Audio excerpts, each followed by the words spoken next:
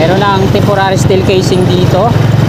Ayan, kasalukuyan nagdi-drill po sila dito. So yung mga drilling bucket, tapos nag-drill na rin sila dito. Ito yung crawler crane, siyang ginagamit nila para sa mga lifting. Mula San Marcelino patungo dito sa Leon Ginto Street, tinanggal na yung center island at yung loob. Ayan, napakalalim na hukay. So ayan po yung center island yun. Hinukay na nila, tinanggal at gagawing pavement. Yung on-ramp, ayan sa taas na viaduct, yung derecho patungong NLEX, at ito yung patungong south. Ayan. So dalawa yung construction dito na ginagawa. On-ramp patungong south, at ito naman patungong south din pero to Rojas Boulevard sa kaliwa.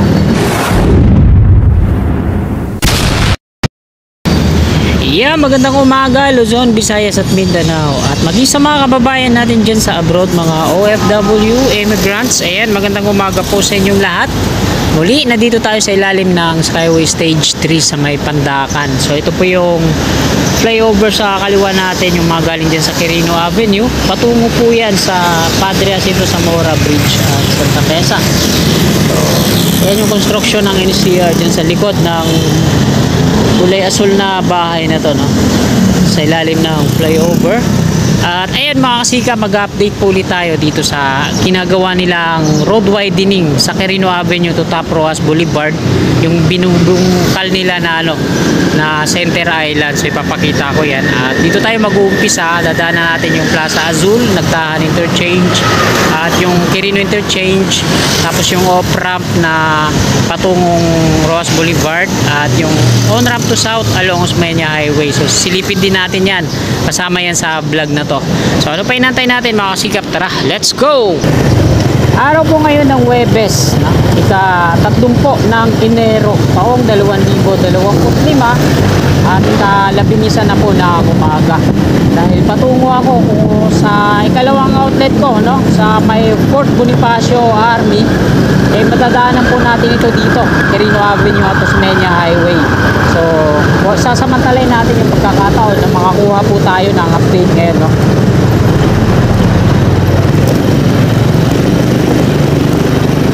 Bali, ito na po yung Plaza Azul. Parang si Yorme Isko Moreno na ata magtutuloy dito, no, sa proyekto na to. Sure win naman na yun. Siya lang naman yung nakakagawa na luminis ulit yung Manila. Iboboto pa rin siya ng taong bayan, lalo na sa mga maraming nagbenepisyo sa ginawa niya ang pagpapaganda sa Manila.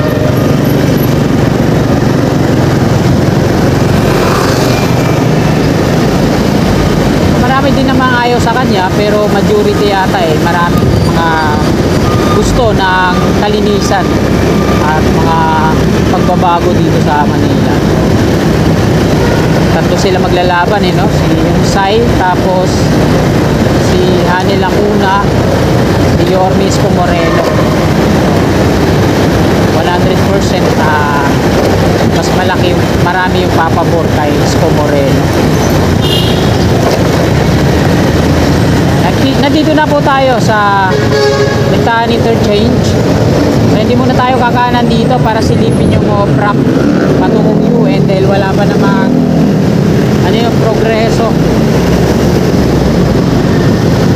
Ito po yung Plaza Dilaw. Ayan naman yung off-ramp galing NLEX na patungo dito sa southbound ng Quirino Avenue. Nasa southbound po tayo.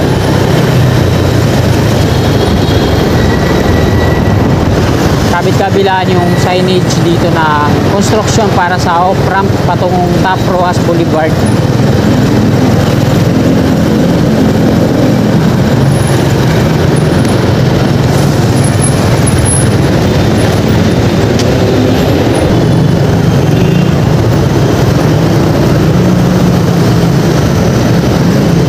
Nandito na tayo sa Pedro Willie Street, at dito po nag-uumpisa yung magiging pier para sa off-ramp patungong Rojas Boulevard. So ito yung unang hukay po dito sa kanan. sinundan nito. Bali meron po siyang hukay dito na 8. Ito nilagyan na nila ng mga net plus yung mga concrete barrier.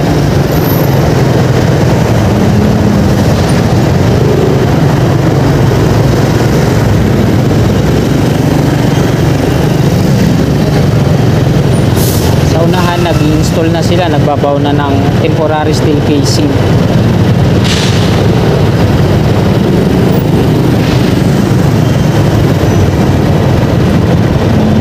Bali pang-apat po ito dito sa kanan natin yung hukay.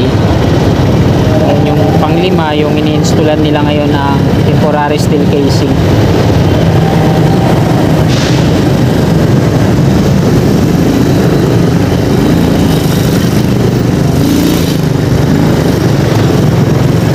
Yan, meron ng temporary steel casing dito.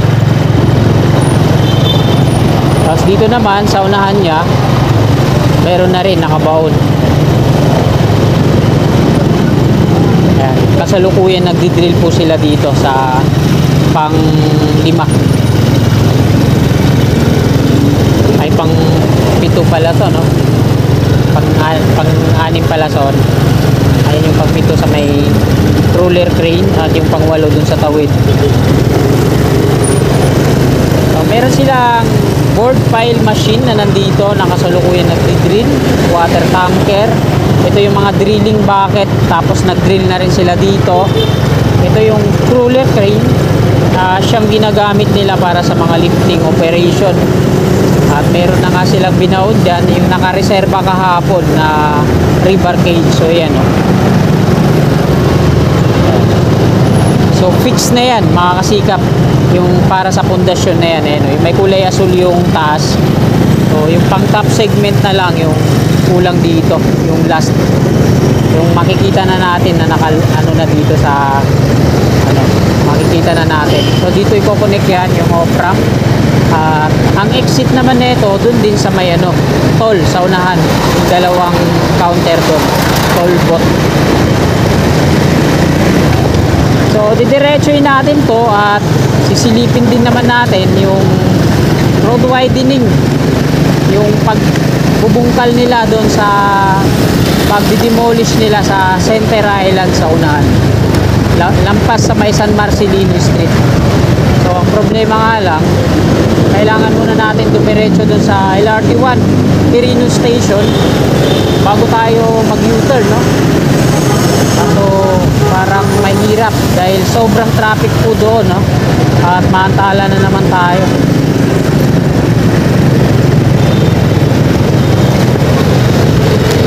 Ito na yung ilalim ng on-ramp, off-ramp. Dito sa kanan yung off-ramp, exit po ito, no? At meron siyang dalawang toll booth po dito. On-ramp naman sa kaliwa.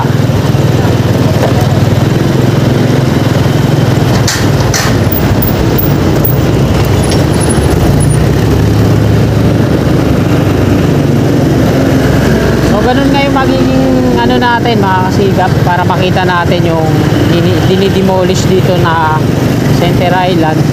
Didiretso muna tayo,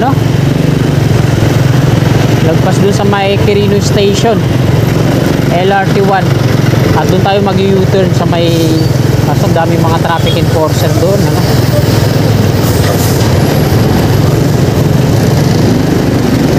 so ayan, mula dito sa may San Marcelino Street, ito na po yung Center Island na dinidemolish nila dito, hanggang dito na yon sa may Quirino Station ng LRT1.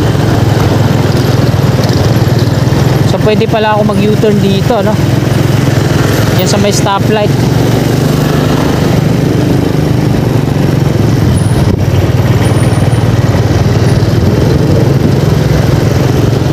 Dito na ako iliko.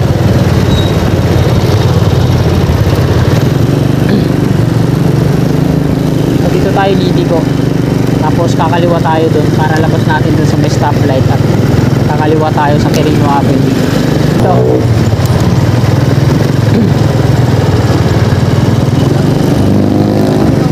Yan. Tapos dire-diretso tayo Quirino Avenue, tapos kakaliwa naman tayo. Alam ko ano to Leon Ginto Street. Tingnan natin, ganap tayo na ano dito, signage.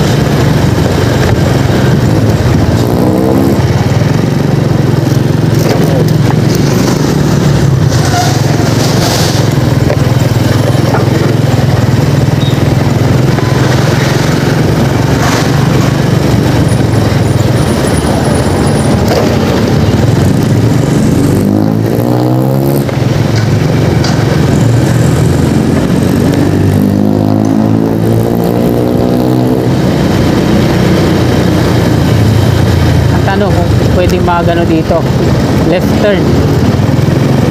Ayan, may araw pa kaliwa, ibig sabihin pwede yan. Kaya yung LRT1 Quirino Station sa may gilid lang ng Jollibee. So ito makakasika po hanggang dito sa may ano ba to? Leon Ginto ata to dito. Tama, Leon Ginto Street. Ayan. Mula San Marcelino patungo dito sa Leon Ginto Street ay tinanggal na yung ano, Center Island. Alright, dito na tayo kakaliwa. So mula dito sa may Leon Ginto Street, ito na po yung Center Island. Ayan, silipin natin yung loob. Ayan, napakalalim ng hukay. So ayan po yung Center Island yun. Tinukay na nila, tinanggal at gagawing pavement. Tapos tingnan natin kung concrete barrier na lang ba iaarang dyan or ano, mga flexible post or plastic barrier. So titingnan natin kung pag na-pouring na nila yung mismong ano, pavement. Ayan, San Marcelino Street hanggang dun sa may Leon Ginto yung Center Island. So ganyan siguro yung gagawin nila, no? Concrete barrier na lang. Bago sila mag-umpisa dito para sa extension naman patungong Top Roas Boulevard. So matagal na nakaabang dito yung mga coping beam para sa extension. So ito yun yung abang dito.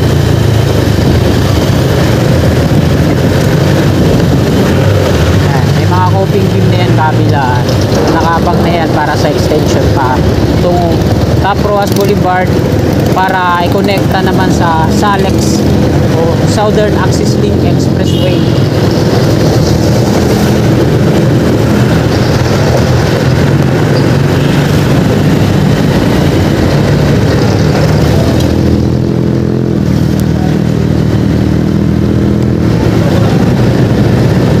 At silipin naman natin dito sa kanan yung on-ramp to south along Osmeña Highway. On-ramp, ayan sa taas na viaduct, yung diretso patungong NLEX at ito yung patungong south. Ayan. So dalawa yung construction dito na ginagawa. On-ramp patungong south at ito naman patungong south din pero to Rojas Boulevard sa kaliwa. Quirino interchange na po tayo. So ito naman yung mga piers na nagkakayugan dito. Ito yung patungong south na dito sa Osmeña. So ayan, kataas. So wala pang mga pierhead. Ayan. Pero meron pang isa dito na hindi pa na pouring, hindi pa konkreto. Sa unahan, yung square yung tsura. So ito dito yung dalawang column, meron din siyang coping beam. Ito naman may rebar na sa taas, may forma na rin yung mga pinolik board pero di pa na konkreto. So ito nilagyan na nila ng forma.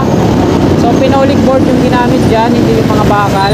Ito naman yung pinakadulo ay na-pouring na yung pierhead.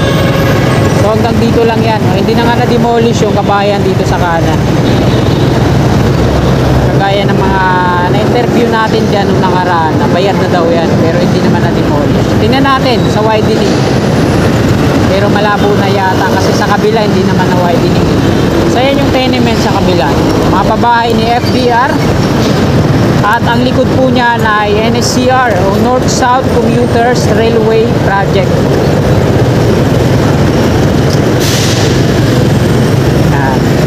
So dito na po nagtatapos tong video na to mga kasikap. Maraming salamat po sa patuloy na suporta. At ito po yung update natin ngayong umaga, araw po ng Huwebes, ika-3 po ng Enero taong 2025, ikalabing isa na po ng umaga. Maraming salamat. God bless po sa ating lahat.